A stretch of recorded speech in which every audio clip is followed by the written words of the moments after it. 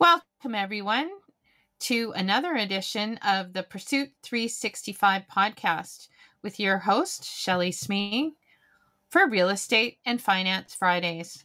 Today, we're joined by Jennifer Illsey-Hall, who is the owner of the company Deliberate Decisions. I love that name, Jennifer. It really speaks to the spirit of how people are going to work with you. How did you come into becoming a professional organizer or home organizer, as you refer to it? Initially it was a little bit accidental. I had a previous company that I operated. It was a home cleaning company, and I had it for 10 years. And somebody asked me just to tidy up a cupboard one day. And I just thought, well, sure, why not? So I just put all this stuff back for them. And when they come home, they were blown away, which I was perplexed by, because I thought, well, I just put your things away. But after sort of reflecting on it, I started to realize that it's actually a skill that I have. Not everybody has that skill. And that's why they were so blown away, because they literally cannot do it. They just don't see the space in the same way I see it. And, you know, the sort of Tetris thing that you need to sort of be doing. And so I experimented with it with other clients to see, you know, if, you know, other people were experiencing the same as this particular client, and they were. So it made me curious about the organizing industry and what that really looks like. So I started to do some research and got involved in the professional organizers in Canada at the very beginning, where they do some workshops, and there's some other organizers that are, have already established their businesses, and they will mentor you. So I got involved in that in the beginning, and then I decided that it was what I wanted to do. I found it really exciting being able to help people in this way. And I decided to close one business and open the other, which was a bit of a leap of faith at the time, but it was 7 years ago and I'm still here. So something's working. Well, congratulations. Being an entrepreneur and having a service-based business is always a little bit of a challenge, because, you know, as you grow, you know, the way that you want things done and what your standards are, and finding people to bring onto your team as things grow that are going to do things to the same standard that you would do. Mm-hmm. It's often one of the challenges of you know, being an entrepreneur. Yeah, and I found that, you know, just really getting clear on my core values within this particular service was key, because once I became really clear about it, I was able to attract the right people to my team. And I'm blown away by the people on my team. They really do carry my core values forward and represent my brand in the way I represent my brand. And I've been really, really fortunate that's happened, because I know that's not always the case. But I think having clarity on how you want to serve and how you want to show up was definitely the moment where it all made sense, for sure. Well, that's amazing. I have been in this industry now 28 years in the real estate business, and certainly over the last 15 or so years, since so many of the home shows and, you know, organizing has actually become not just a skill set, but a profession.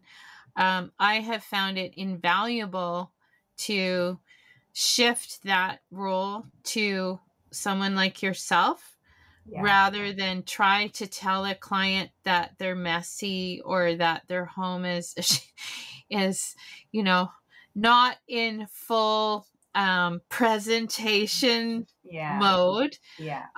Initially, when I first, you know, before it was even a thing, before staging was even a word, I got chastised by some of my older mentors in the business for you know, wanting to rip the carpets out and bring some fresh flowers to this tired old little bungalow in North Vancouver. And I'll never remember this one woman who was a really good mentor to me in many ways, but she was also like very, very, very to the point. She said, "What the hell are you doing wasting your money on that? The house is going to sell anyway." Right. And I was kind of flabbergasted because I grew up in a home where my mom worked, but everything was very organized. Even the linen cupboard was labeled because you put things back where they belonged. Right. So when you're, you know, when you first go into a property or when you first get called by a client, how do you deal with the level of disorganization, and how do you, you know, if somebody's obviously having trouble coping with the amount of belongings they have, what is your approach when you first start engaging with a client? Well, I really like to sit and talk with them at some length because, well, firstly, I want to develop a relationship with them because it's a very intimate process and it's very personal. And so I want them to feel comforted by me, that then they're not going to feel judged or shame that they are in the situation that they're in. So if I can get through that, like just sort of crack that door open a little bit, I can then talk to them about what their goals are for that particular space. And if we can get that understood, then we can use that to keep them motivated during the process, because it's really difficult to get started for a lot of people. So if we can really identify what the end goal looks like, then that's going to be really helpful. It's a bit like the carrot and the donkey technique, you know, it's like just got to keep dangling that carrot, so that, you know, when it gets tough, some decisions are hard to make, we can keep the eye on the prize and keep going, keep marching forward. So yeah, I like to get to know them, build a bit of a relationship, and then identify their end goal, and then we develop a process that's going to work for them. Because although I kind of use the same process on a lot of jobs, I make them individual because everybody has different set of unique circumstances. They might be well, they might just be super busy and not present at all, but they also might be debilitated somewhat. They might be sick, so their stamina might not be there. Their physical ability might be there, but their mental ability might not be there. So, you know, I've got to develop a process that's going to work for each person, because it's exhausting making decisions alone. Especially when they're decisions about things you've been putting off for so long. Right. You know it's going to be hard. So yeah, I have to sort of really use my intuition and sort of try and figure out what's going to work for each person. And we give it a go. We work it out, give it a go, and if it needs tweaking, then we tweak it. So, you know, it's all about communication, really. And I think people like that. You know, my clients like that I'm willing to adapt at any given stage of the process with them. Right. Well, I've, you know, I've seen the gamut from, you know, people that just need a little bit help foofing things up, or, you know, just getting clear about what things no longer serve them, you know, doing that spring cleaning type run to the donation store with clothes or belongings that are no longer needed in their household, to coming into a situation where something is not right. Like there's maybe some trauma, there's maybe a hoarding situation, which is, you know, this extreme. They've even made television shows about it. But when you know, when you come up against a situation where it's beyond just having a bit too much stuff, do you how do you deal psychologically with some of those things? Because home is stuff and things, and attachments to stuff and things and attachments to place are very visceral, kind of deep emotions for a lot of people. How do you guide people through the sort of emotional attachments that they often have to their stuff and things? Right. Well, if it's like a extreme hoarding situation, I am not skilled at being able to counsel them through that. I have worked with some pretty extreme situations, and it's only worked because the client wanted change. She wanted to work with me. I've been in situations where the family want me to go in, and that doesn't work. That's not going to work. Just making enemies. So, usually people in that situation already have some help, whether it's through health services or, there's usually somebody advocating for them. And, I push back and try and get them the psychological help that they're going to need for us to do the physical work. Because there's no point me going in, working with them, and all they're doing is like, it goes out one door and they're bringing it back in the other door. That's not going to work. Extreme situations don't come up very often for me. There are more specialized organizers that will have a prepared team for that. But I come across people that are kind of borderline quite frequently, and they may be emotionally attached in a way that we see as I'm not sure the right word, but like just challenging, or and they like I can talk with them, try and figure out what it is that's so special about this particular item. If it appears to be something that isn't of value. I never actually tell people whether they should get rid of something or not. That's not my job. If they want to keep everything, that's totally fine. I will figure out a way of how we're going to keep everything in an orderly situation. Oh my God, you need to come to my office / craft room / storage locker that I got going on here. That's why we have the background that we have, which is, concealing things.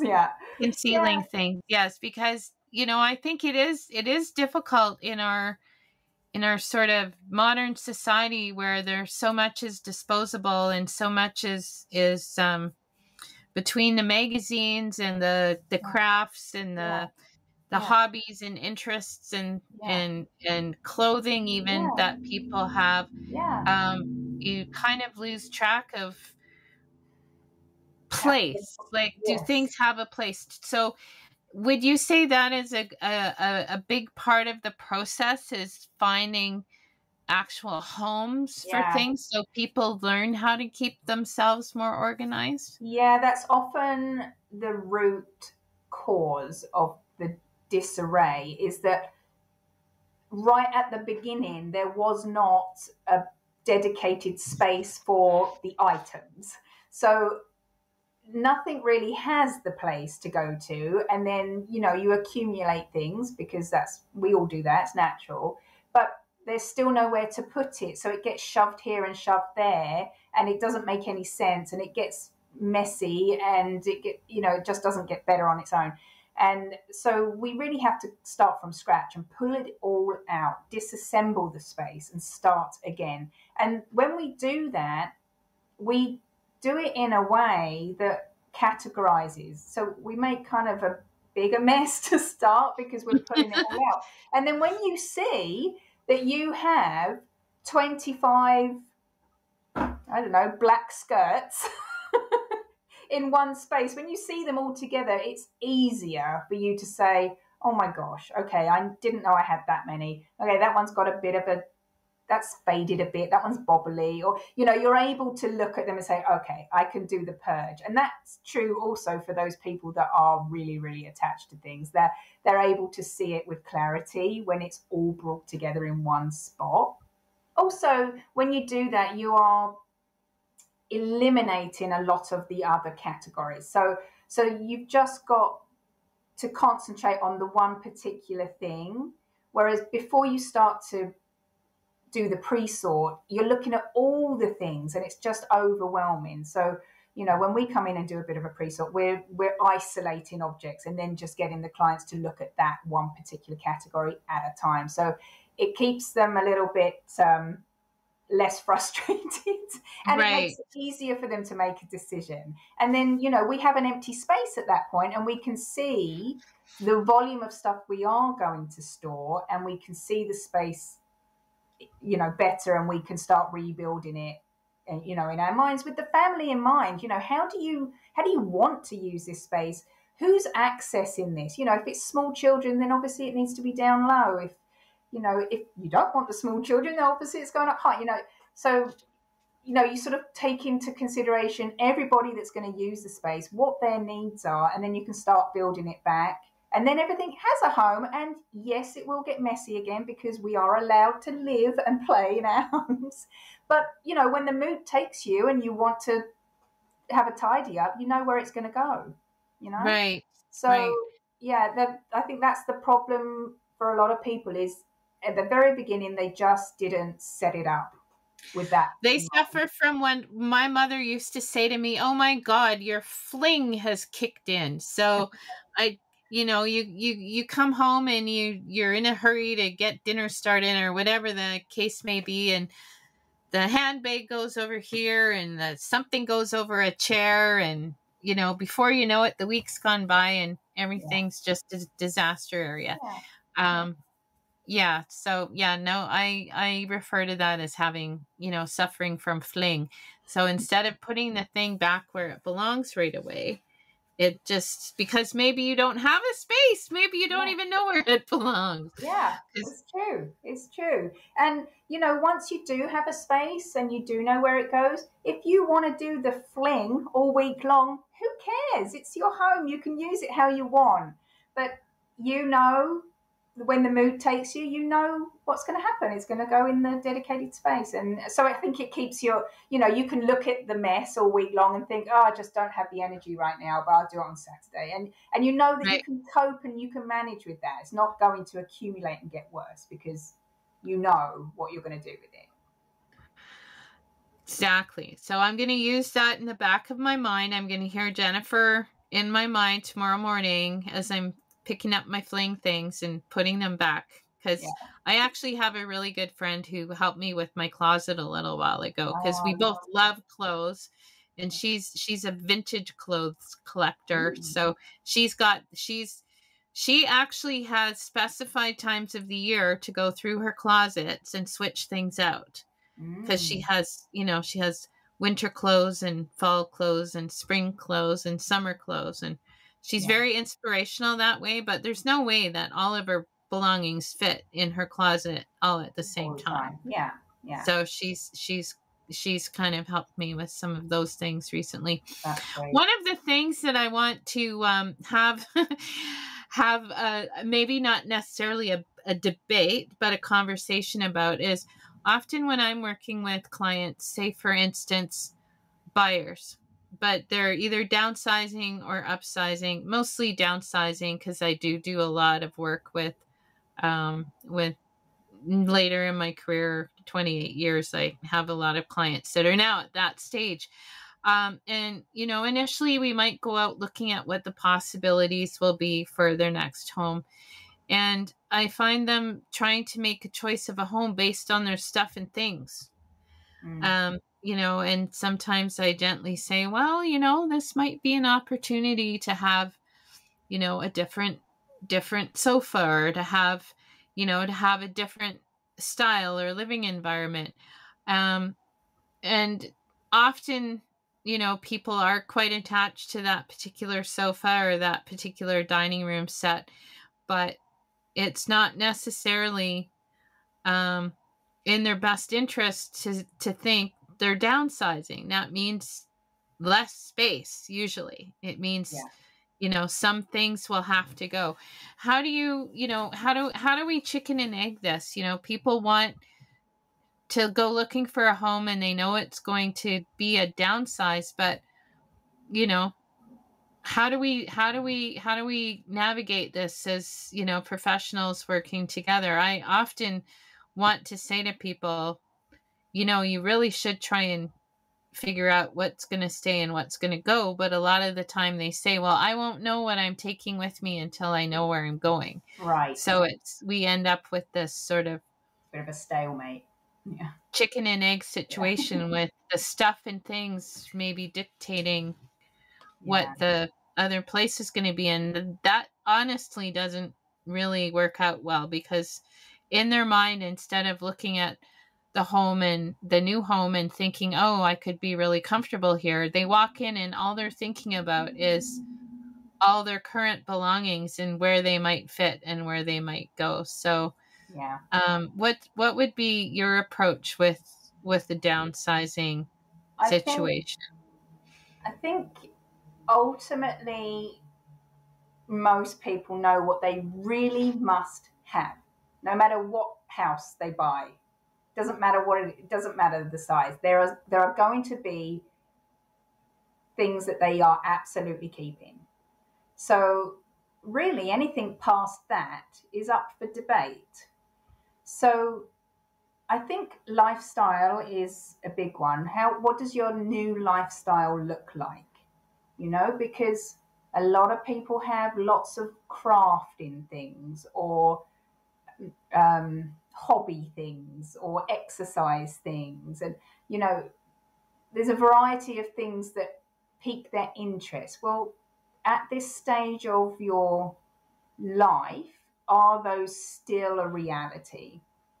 Like even like pet stuff. They, got all these pet things because they once had a dog.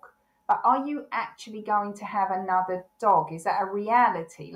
So I think there's a lifestyle decision to be made as well, like to be really clear with yourself. Are you really going to start painting? You've been promising you're going to paint for the last 40 years. Are you really going to start now?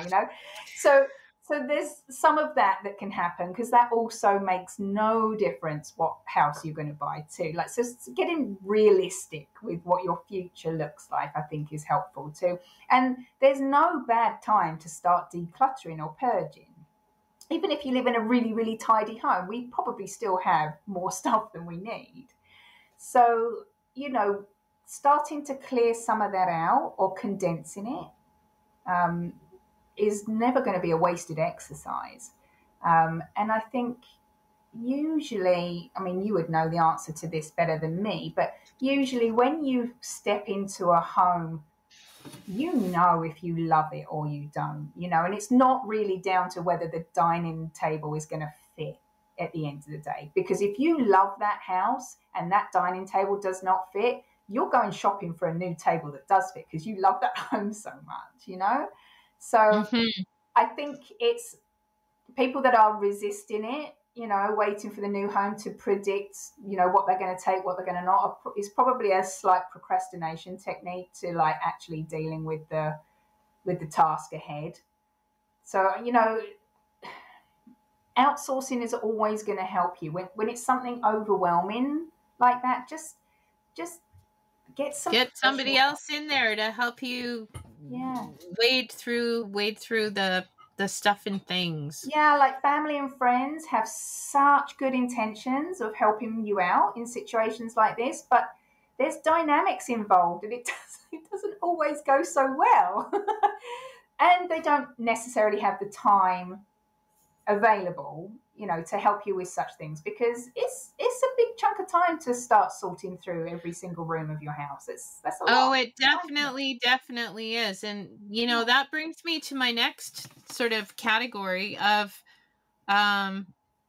when we get called on as professionals to help families with estates, or with maybe the elder person is going into a assisted living situation. or it's an estate, and that person whose all belongings are left in the home for the family to sort through and decide, or the executor in most cases, to have to make decisions about belongings that, according to a will, maybe grandma said she was leaving you this thing, and now a whole family's involved, and there's that dynamic. Have you done many estate sales, and do you find that it is a completely different approach than working with somebody that's living and able to help make those decisions? Yeah. I found that it is two very different processes from a real estate point of view. From your point of view, how do you approach the whole estate Right. side of So things? I have done quite a few estate clearings, and I have been brought in after the fact of the family dispersing everything. Now, sometimes, even in that situation, I still find things clearing that estate that I think is probably important to somebody. So I make sure all of those items are organized in a way that can be presented back to the beneficiaries, and it goes back to the executor, and I don't know what happens after that, but I bring it back to the executor, and then they can present it to the other beneficiaries, because sometimes they actually don't know what is in there, and it might not be specific things that were outlined on a will. It's just things that are overlooked, but there's some cherished memories in there. So I always make sure I get it back. Even if they haven't asked for it, again, you use your intuition. You think, this looks like it might be special to someone. But I haven't been in a situation where I've had the family trying to work it all out as I'm clearing the estate. I guess I come in at a later stage, typically. Now, if I was in that situation, I would want to talk to each of them and maybe do a walk through the house. And I would just use my color-coded sticker system. Yeah, I was going to say, you just hand out the different color Post-its. Yeah, and this is this is your color. This is your color. Yeah, go sticker the hell out of everything, and so I know what's going to happen to it. And we would deal with those things before we did the clearing. In that case, we would make sure they were all packaged up and right, ready for collection or shipping them out, whatever we're tasked to do. But it's so final, the estate clearing. I would like to make sure that I never get that phone call 2 weeks down the road. You see where the picture of great granddad whatever went? Yeah, exactly. So it's a tricky time for sure, but they are questions that I do ask in the event that I do have estate clearings. Is, has everybody been through? Because if they haven't, we have one more step to do. So right. Yeah, it's tough because not everybody's local either. So it's no. Well, with my team, we do quite a lot of estate sales every year, and we certainly do work with a lot of different situations, families, and certainly the legal process of settling an estate dictates often the steps that have to be taken and when they need to be taken. So we make sure that the family understands the obligations of the executors to make sure that all the property of the estate is accounted for and dealt with under the conditions that are set out. But sometimes people can pass without any will or without any family being found. I know when you and I first met, we did have a discussion about, what happens in the event that someone doesn't have a will or it goes to the public trustee. And in general, for situations where there are belongings that nobody wants or nobody's claiming. Do you have a do you have a process for finding homes for things, rehoming things, Yeah, trying to cut down on the general the amount of disposal. things that might end up in the garbage or the waste stream? Yeah, yeah. With assuming we have available time to do it, it depends on the deadlines. But yeah, we try to recycle or rehome as much as possible. Um, and other than some agencies that will come and collect, like Big Brothers Diabetes, will come and collect for free. So I mean, they're awesome because you get charged to have things taken away. So Mm-hmm. and you can put a lot through Big Brother. So that's always one we use a lot.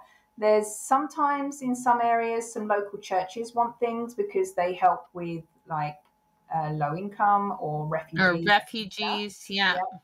Yeah. Um, Even our junk truck company that we use a lot of the time will take stuff to Habitat for Humanity if they feel that it's going to be well received. And they do a bunch of recycling also. But yeah, we try to be smart about that, but also a little bit realistic. I mean, sometimes we do, I mean, we auction things too if they're of commercial value. Right. Um, but also, with donating some of the furnitures and stuff, it's like, okay, we have to be realistic. How much stuff can the donation center really take? Like Right. if they can't possibly take everything on every visit. So, yeah, we do try and find alternative methods, and sometimes it works, and other times it doesn't. But we do our absolute best to give it a new lease of life somewhere. Excellent. Have you found that you've become knowledgeable, or at least maybe aware of what kind of things are real collectibles and what kind of tchotchkes are just junk? Because one person's treasure, is Yeah, another person's, whatever the saying is, one person's trash is another person's yeah, treasure.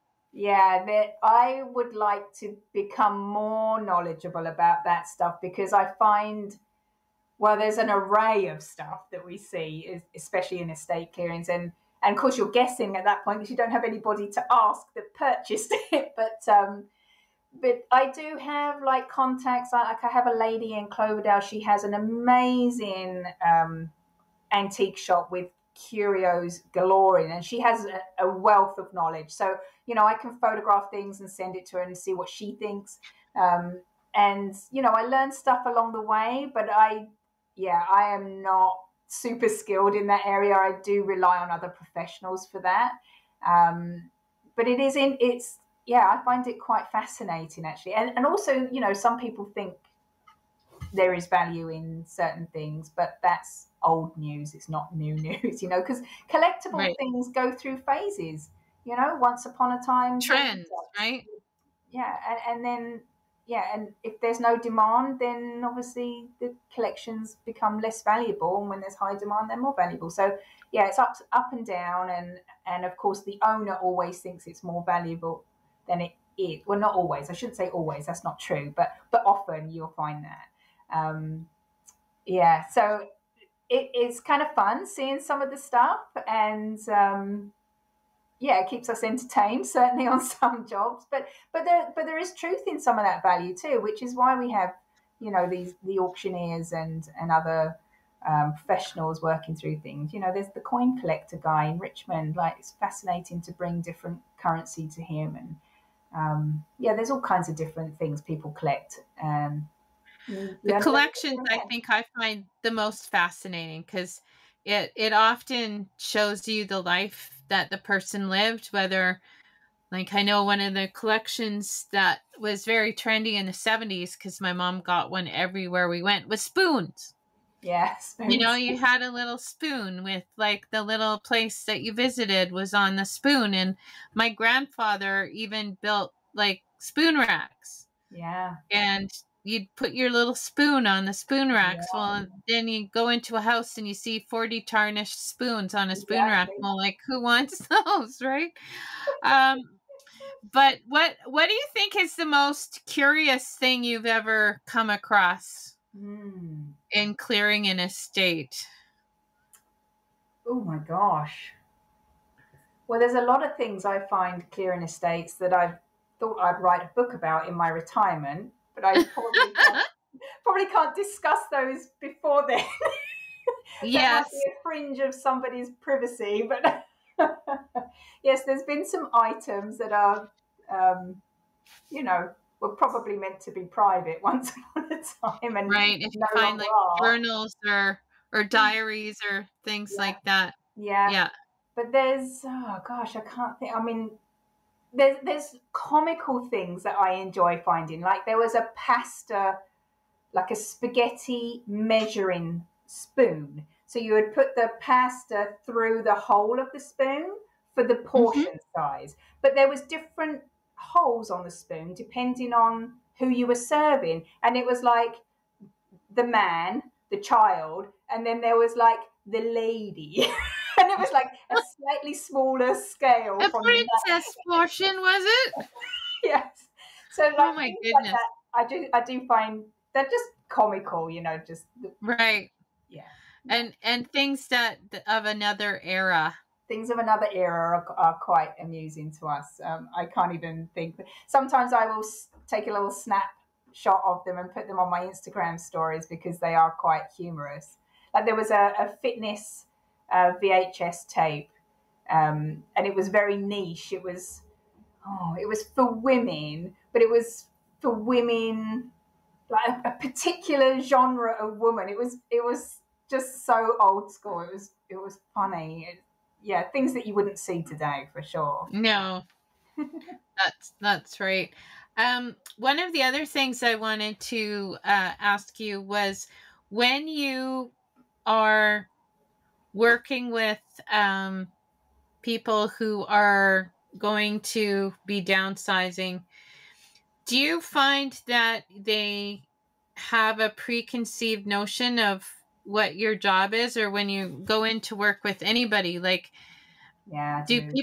people have maybe a misconception about what Yeah, your role is going to be, and how do you sort of yeah, guide the process so that you're yeah. actually letting them know that they actually have to be involved? I think, I guess what I'm getting at is a lot of people maybe think that you're there to just do everything and solve the problem, and they don't Yeah, realize that yeah. they're actually needing to be involved, because you are called deliberate decisions. So I Yeah. would think it's the deliberate part is helping them come to the conclusion that they either are keeping or getting rid of. Yeah, so usually there's more than one party involved. So there's the one party that understands what I can do for them and is keen to have me come in, and then the other party is the one that's resistant and thinks they have the preconceived idea of who I am and what I'm going to do, and they think I'm going to come in, I'm going to tell them throw it all away, get rid of it, you know judge them for being in a mess, and like sort of a bit matronly. And that's not the case at all. I really want to work with each member of the household because one is usually more irritated about things than the other, and it's always somebody else's fault that it's a bit of a mess. So it's like, okay, let's listen to everybody's wants and needs and figure it out so everybody can enjoy this space. And just working with them, even if it's only through conversation. Like some people don't actually do any of the physical aspects of the organizing, and that's totally fine with me, but we have to have a lot of conversation, and partway through I will bring them in and say, okay, this is the direction we're taking this, like, are we on the right path, and they'll be like, oh yeah, that's great, or you know what, I think my husband would prefer da, da, da, da. So I think whether they're physically present or not. I mean, I've done it through FaceTime often too, like where I'm on site and they're at work and they're FaceTiming me, going through a certain area, helping me understand what's important and what's not. So Yeah, there is a preconceived notion of how I'm going to operate, but like I said earlier, nearly every client has a slight tweak, slightly adapted from the previous job I've done. So, at the beginning, that big conversation that we have really helps everybody know what the process is going to look like and what it's going to take to get to their goals. Excellent. Excellent. Well, I'm sitting here thinking, what could I have her come do? Because as I say, I'm looking around my room with it's There's it's actually not the beautiful home that you see in the background. That's all smoke and mirrors.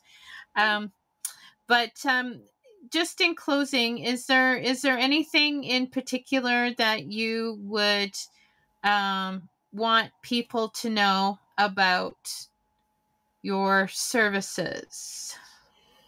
I mean, we've gone through a lot of things, but I guess what I'm saying is, do you have an ideal client? The ideal situation? yes. My ideal client My ideal client is somebody that is ready. They're just Right. ready. They want change. They might not have any idea how to change, but they want it. That's my ideal client. And they can be anybody, anybody. And, we work with, people think it's either hoarding situation or the very, very rich are hiring us. And really, it's everybody in between. It's just general people. So if you are ready, you are ideal. And, yeah, like I say, it can be absolutely anybody at any time. Yeah. I just thought of one last question. I keep saying one last question. I could sit here and talk to you all day. I would feel comfortable with you rooting through my belongings. You're very comforting person to speak with. Thank But you. what about when people need to get organized to actually do the packing and stuff? Do you offer that kind of service, or are you Yeah. purely just getting things ready to put in the box? Yeah, no, we do everything. So when a house has been sold, the first thing we do is make a task board to keep everybody in the house on task. And that will just be a board we put up on the wall. It'll have everybody's name on it that lives in the house, and all the tasks will be on post-it notes. So everybody can go and choose the tasks they're going to be responsible for. And that's things like cancelling the tellus and doing the forwarding mail and all the things you have to do before you move. Right. Like I have a quite extensive moving checklist that we give Yeah, our clients, but exactly. So, and if they're on different shifts with their work patterns and whatever, they don't have to keep trying to check in with each other. They can just look at the task board in the house and they can say, oh my gosh, did I book the doggy daycare for move day? And once they've booked it, they take that post-it, put it on the completed section of the thing, and whoever is home next, they can look at that and just see that that's taken care of. And so it just helps everybody stay on task for moving day. And then we, when it gets to crunch time, we do the packing, the wrapping, the packing. We can bring in the supplies if needed, and we oversee the moving truck on move day. And the best case scenario is that we go with them to the new place and do the unpack. That one's that's really well, and that idea. makes sure things get back in the right place when they end up at the Then other you're in end. a new space, and you might not have really known where to put it in the old space, but now we've got a new one, so it's even worse. So we set up new storage systems in the new space and get it all unpacked and get rid of all the debris. And it is a bit of a process. It does take a little while, but it's great because the family, well, it just takes the stress out of it. Give us sort of 3 or 4 days and your house will be back to normal. Oh my God. You know what? That just sounds like a great crossover moving gift. Yeah. It's Yeah. like, because I think one of the most stressful things about moving is, oh my God, I have so much stuff and it now needs to get over there by Yeah. this date at this time. And when it gets there, where the heck is it all going to go? I know. Yeah. So we oversee lots of different things for lots of different situations. Whether it's moving house or, like you say, clearing estates or just general home organisation. There's so many ways you can use an organizer. Well, I am really looking forward to working with you out there in the field. I'm sure we'll have some opportunities in the future. Yeah, And that'd be if great. people want to get a hold of you, Jennifer, what's the best way for them to reach you? Okay, well, my website has all my contact details, so that's deliberatetedecisions.ca. If you want to see behind the scenes stuff, you want to get a feel for who I am and what I do, then Instagram is the way to go. My Instagram handle is at Deliberate Decisions. I have Facebook, which is at Deliberate Decisions Organizing. But yes, if you go to the website, then you've got the links to all the different social media and my phone number and email address on there. Excellent. Well, thank you for taking some time out today to speak with me and with our audience, our amazing Pursuit 365 audience. Yeah. And have a great weekend. Thanks, Shelly. You have a great weekend Okay, too. thanks, Jennifer. Take care. Bye. Bye.